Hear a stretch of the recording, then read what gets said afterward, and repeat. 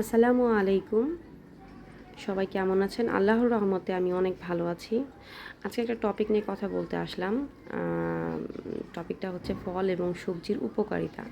আমাদের শরীরে এরকম অনেক অর্গান থাকে যেগুলো আসলে আ আ ফল এবং সবজির যে ভিটামিনগুলো আছে, মিনারেলসগুলো আছে সেগুলোর দ্বারাই সক্রিয় থাকে। আমাদের মেন্টালি এবং ফিজিক্যালি ফিট রাখার জন্য দৈনন্দিন আমাদের কমপক্ষে একটা হলেও ফল এবং সবজি খাওয়া উচিত। আমরা এই ফল এবং সবজিটাকে সবচেয়ে কম প্রায়োরিটি দিই, কিন্তু আসলে আমাদের ভালো না লাগলেও এটা বলতে হবে যে এইগুলা যদি আমরা ডেইলি না খাই তাহলে আস্তে আস্তে দেখা যাবে আমাদের বিভিন্ন ধরনের রোগের শরীরে সংক্রমণ শুরু হবে।